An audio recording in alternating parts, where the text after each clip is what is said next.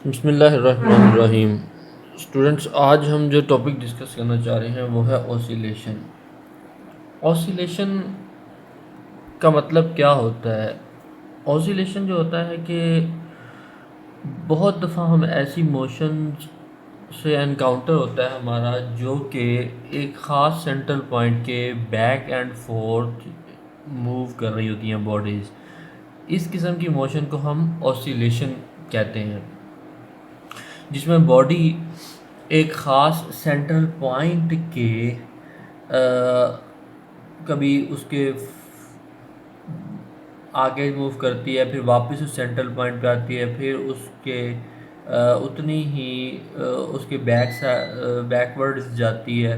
तो इस किस्म की मोशंस को हम ऑसिलेशन कहते हैं। और जो ऑसिलेटरी मोशंस होती हैं ना, ये पीरियोडिक मोशंस कहलाते हैं, क्योंकि इसमें ये बॉडी जब बैक एंड फोर्थ किसी भी सेंट्रल पॉइंट के बैक एंड फोर्थ ये बॉडी मूव करती है तो ये अपने आप को रिपीट भी करती है, इस मोशन को रिपीट भी करती है। तो ये यूजुअली पीरियोडिक होती हैं। इसकी एग्जांपल, फॉर एग्जांपल इसकी एग्जांपल में है कि एक बॉडी जो है, अगर एक स्प्रिंग के साथ कोई मैस अटैच्ड है, तो उस मैस को आप जो है एक ख़ास फोर्स लगा के उसको रिलीज़ करें तो ये भी ऑसिलेशन स्टार्ट कर देगा।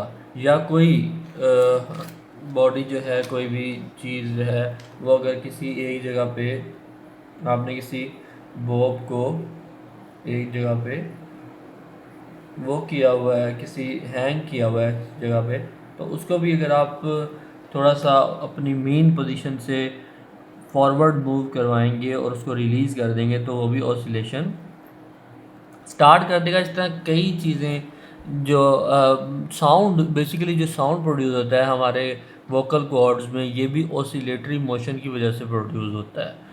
किसी भी किस्म का साउंड जो है वो वाइब्रेशन या ऑसिलेशन इसको वाइब्रेटरी मोशन भी कहते हैं या ऑसिलेटरी मोशन भी कहते हैं। तो वाइब्रेटरी मोशन ही साउंड प्रोड्यूस करती है। बैक एंड फोर्थ मूवमेंट हमारे वोकल कॉर्ड्स जो गले में होते हैं उनकी बैक एंड फोर्थ मोशन की वजह से साउंड प्रोड्यूस होता है। या एक मिसाल के तौर पर एक इस किस्म की कर्व्ड सरफेस है, यहाँ पर एक स्टील बॉल पड़ी है, अगर आप इसको यहाँ तक ले जा के छोड़ोगे, रिलीज़ करोगे, तो ये भी वाइब्रेटरी मोशन या ऑसिलेटरी मोशन स्टार्ट कर देगी। या यहाँ पर कोई स्टील रोड है, वो इस तरह ज़मीन में सस्पेंड हुई हुई है, तो उसको भी अगर आप थोड़ा सा रिलीज़ करोगे अपनी मेन पोजीशन से तो वो भी ऑसिलेटरी या वाइब्रेटरी मोशन स्टार्ट कर देगी। तो इस किस्म की जो मोशंस हैं, ये तमाम की तमाम जो मोशंस अभी मैं डिस्कस कर रहा हूँ, ये सभी जो है ये ऑसिलेटरी मोशन में आ जाती हैं। तो अब फिर जब ये तमाम की तमाम ऑसिलेटरी मोशन में आ जाती हैं, तो अब ऑसिलेटरी मोशन को पढ़ना इतना ज़रूरी क्यों है? क्योंकि ये एक बेसिकली बहुत ज़्यादा इसकी एप्लीकेशंस हैं। एप्लीकेशंस होने की वजह से इसकी स्टडी बहुत ज़रूरी है। तो पहले हम एक फिनोमेना पढ़ते हैं, सिंपल हार्मोनिक मोशन हम देखते हैं, जिसमें कि एक फ़र्ज़ करें, एक यहाँ पे ये मैस था, तो अगर ये मैस जो है ये एक मीन पोजीशन पे पड़ा हुआ है, तो हम इस मीन पोजीशन पे फोर्स लगाते हैं। हम इस मैस को फोर्स लगा के इसको अपनी मीन पोजीशन से, ये मीन पोजीशन थी 0, इसको हम एक पोजीशन ए पे ले गए, हमने इस पर अप्लाई की फोर्स। तो जो फोर्स हमने इस पर अप्लाई की हुक्स लॉ के, और ये फ़र्ज़ करें ये डिस्टेंस जो इसने कवर किया ये एक्स किया, तो ये जितनी ज़्यादा फोर्स अप्लाई करेंगे उतना ये डिस्टेंस बढ़ेगा, तो डायरेक्टली प्रोपोर्शनल टू एक्स होगी, तो एफ इज़ इक्वल टू के एक्स होगी। ये हुक्स लॉ है। और ये हमने फोर्स अप्लाई की इसको इस पोजीशन पे मैस को लाने के लिए। तो जब हम इस पोजीशन पे ला के इसको रिलीज़ करेंगे तो ये एक फ़ोर्स, इस पर एक रेजिस्टिव फोर्स लगेगी जो इसको बैकवर्ड खींचेगी। ये रेजिस्टिव फोर्स इस फोर्स के इक्वल होगी लेकिन डायरेक्शन में ऑपोजिट होगी। तो इसलिए ये जो रेजिस्टिव फोर्स है ये माइनस के एक्स हो जाएगी।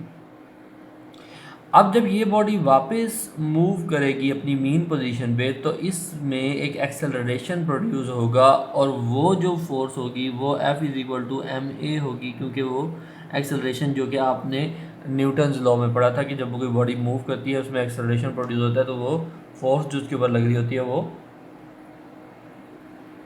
मैस इंटू एक्सेलरेशन होता है। तो ये जो फोर्स जो बैकवर्ड मूव करने के केस में ये वाली जनरेट होगी, ये इसको फर्दर मूव करवा देगी बैकवर्ड, और फर्दर बैकवर्ड मूवमेंट में ये जो है ये इसको बैकवर्ड मूवमेंट करवाते हुए इस पॉइंट पे ए डैश पे ले आएगी, जो कि इस ए पॉइंट के तकरीबन इक्वल होगा। तो ये जो फोर्स प्रोड्यूस हुई जो इसको वापस लेके गई और इस मीन पोजीशन से और ज़्यादा इनवर्ड ले गई, ये एम ए थी, तो ये इक्वल होगी, इक्वल इन अमाउंट होगी के आर के, जो कि रेजिस्टिव फोर्स थी जो कि उसके रिएक्शन में प्रोड्यूस हुई थी, जो कि हमने फर्स्ट फोर्स लगाई थी उसके रिएक्शन में जो रेजिस्टिव फोर्स प्रोड्यूस हुई थी, ये दोनों आपस में इक्वल होंगी। तो ये जो इक्वल फोर्सेस हैं इनमें, इन दोनों फोर्सेस में आपको पता है कि ये मैस भी कांस्टेंट है और ये हुक्स ये स्प्रिंग कांस्टेंट के है। तो ये जो एक्सेलरेशन होगा ये डायरेक्टली प्रोपोर्शनल होगा आपके इस डिस्प्लेसमेंट के।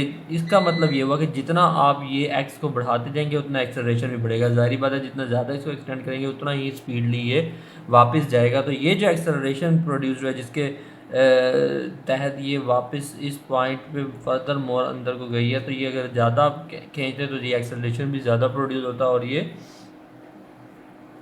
ज़्यादा टुवर्ड्स मूव करती है। तो ये था सिंपल हार्मोनिक मोशन और इसके अगेंस्ट ये प्रोड्यूस होने वाला एक्सेलरेशन। तो ये जो एक्सेलरेशन है at any instant of the body is directly proportional to displacement and is, और ये इसकी जो डायरेक्शन होगी, क्योंकि एक्सेलरेशन एक वेक्टर क्वांटिटी है तो इसकी डायरेक्शन हमेशा टुवर्ड्स सेंटर होगी, क्योंकि यहाँ से फिर ये वापस प्रोड्यूस यहाँ जब आ जाएगा फिर वापस फोर्स इसको टुवर्ड्स दिए सेंट्रल पोजीशन पे लेके आएगी। तो इस तरह ये बैक एंड फोर्थ मूवमेंट होगी और ये इस किस्म की जो मूवमेंट है इसको हम सिंपल हार्मोनिक मोशन कहते हैं। अब इंस्टेंट डिस्प्लेसमेंट एंड एम्पलीट्यूड, अब देखिए ये जब मूवमेंट हो रही होती है अगर हम इसको ग्राफिकली ड्रॉ करें तो बेसिकली अगर इसको आप ग्राफ पे ड्रॉ करें तो ये ग्राफ पे मूवमेंट कैसे आएगी। अगर इसका मैं ग्राफ ड्रॉ कर लूँ तो पहले जब ये यहाँ से यहाँ मूव किया था तो पहले ये मीन पोजीशन पे था, मीन पोजीशन पे इसका डिस्प्लेसमेंट, ये अगर डिस्प्लेसमेंट है तो मीन पोजीशन पे डिस्प्लेसमेंट ज़ीरो था। जैसे ही ये पोजीशन ए तक पहुंची तो इसका डिस्प्लेसमेंट मैक्सिमम हो गया, ये डिस्प्लेसमेंट मैक्सिमम हो गया। लेकिन फिर जब हमने रिलीज़ किया तो फिर दोबारा ये ज़ीरो की तरफ वापस आई, ये ज़ीरो पॉइंट है, ये आपका ए पॉइंट है और ये ए डैश है। तो जब ये फिर दोबारा ये ए की तरफ मूव करना शुरू हो गई तो ये दोबारा फिर ये एक बार फिर ज़ीरो पे गई। जब ये ज़ीरो पे पहुंची तो इसका डिस्प्लेसमेंट फिर ज़ीरो पे आ गया। फिर दोबारा से ये माइनस ए की तरफ, ये देखिए ये माइनस ए है यानी कि ए डैश है, तो ए डैश की तरफ मूव करना शुरू हुई और ये बॉडी जब ये ए डैश के ऊपर पहुंची तब तक ये पूरा एक साइकिल यहाँ तक आ चुकी थी और फिर ये दोबारा ज़ीरो की तरफ आएगी। तो ये एक पूरा साइकिल बन जाएगा इस तरह से। इस पूरी एक वाइब्रेशन के केस में जो एक दफ़ा जब ये वाइब्रेट होगी तो इस तरह का एक सिंपल आपकी पीरियोडिक मोशन जनरेट होगी। तो इसलिए इसको हार्मोनिक मोशन कहते हैं कि इसके एक पूरे साइकिल जब कंप्लीट होता है तो उसके अगेंस्ट जो वेव फॉर्म जनरेट होती है वो इस तरह की होती है। तो मीन पोजीशन के अगेंस्ट तो मैक्सिमम डिस्टेंस ये इस तरह कवर करती है। इस चीज़ को अगर आप ग्राफिकली ड्रॉ करोगे तो ये ऐसे आ जाएगी कि पहले ये बिल्कुल मीन पोजीशन पे था स्प्रिंग, जब मैंने उसको एक्सटेंड किया, जब मैंने उसमें फोर्स लगाई F इज़ इक्वल टू के एक्स लगाई तो ये पूरे का पूरा यहाँ पर आ गया। यहाँ से जब मैंने रिलीज़ किया तो ये इधर आ गया और इधर जो है f is equal to minus k x के अकॉर्डिंगली जो फोर्स लग रही थी वो आई यहाँ पे, और फिर ये f is equal to m a जो हमारी जो फोर्स जनरेट हुई उसके फिर अकॉर्डिंगली ये माइनस डायरेक्शन में गई ए डैश की तरफ, फिर ये वापस जो है अपनी मीन पोजीशन पे आई, तो ये एक पूरे का पूरा साइनोसाइडल ग्राफ ड्रा हुआ। ये हमारा आज का लेक्चर है, ये लेक्चर आपने सुनना है, इसकी दूसरी सीरीज़, इसका दूसरा लेक्चर भी आएगा। ये आपकी एफएससी की बुक का चैप्टर नंबर 7 का जो कि ऑसिलेशन का चैप्टर है उसका फर्स्ट लेक्चर आज का मैंने रिकॉर्ड करवाया है। इसका सेकंड लेक्चर भी आएगा, थर्ड लेक्चर भी। आप हमारे साथ जुड़े रहें और ये पूरा टॉपिक आपको समझ आ जाएगा। और अगर इस टॉपिक के मुतालिक कोई क्वेश्चन आपके जहन में आ रहे हैं, कोई भी कॉन्सेप्ट समझ नहीं आ रही, किसी किस्म का भी कोई क्वेश्चन आ रहा है, कमेंट्स में हमें बताएं, हम उसके ऊपर भी वीडियो इंशाल्लाह बनाएंगे। Thank you for watching. और ये पूरी सीरीज़ आप लोगों ने देखनी है अगर आपने ये पूरा चैप्टर ऑसिलेशन का पढ़ना है तो। और इंशाल्लाह आप इस चैनल को सब्सक्राइब और दूसरे स्टूडेंट्स के साथ शेयर भी करें। Thank you for watching.